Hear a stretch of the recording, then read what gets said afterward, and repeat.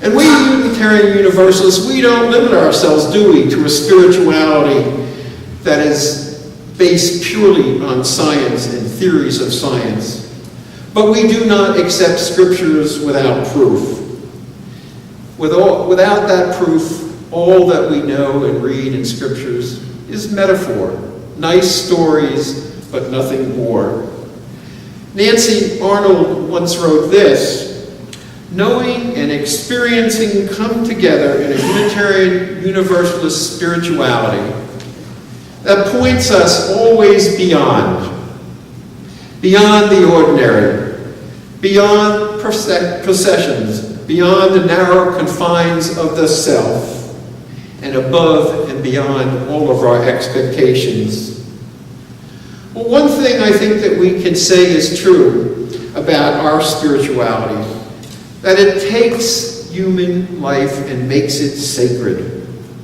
It sanctifies our existence. It embodies a kind of love, a love that never diminishes, a love that is ever growing in our hearts, and it makes all things fresh and new.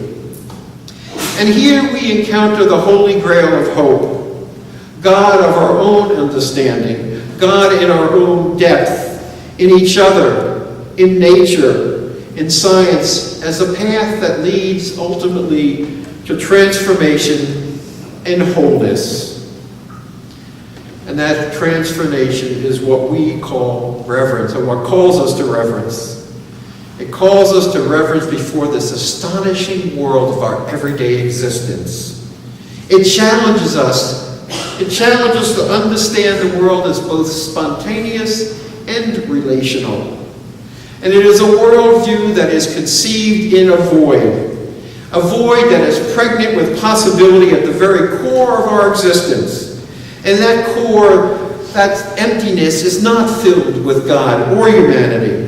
This is truly essential mystery, a true void if there ever was one.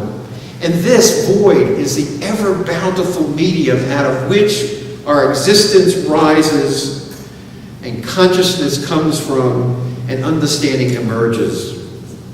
It calls us to trust the creative and evolving, renewing, redeeming process which brings us into being, which sustains us in that being, and which transforms our being.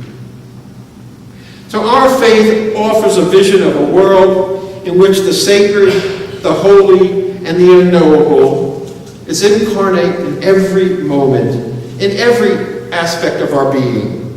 It is a world in which God is always present. And it is a world where God is always subject to new revelation and subject to change and therefore not immutable. This is our Unitarian Universalist faith. This is our living, growing faith. It offers not certainty, no path to heaven, no hell. It offers the here and the now, but it offers the here and now on a life built on questions and doubt and hope, always hope and reason. And I would have it no other way. Blessed be.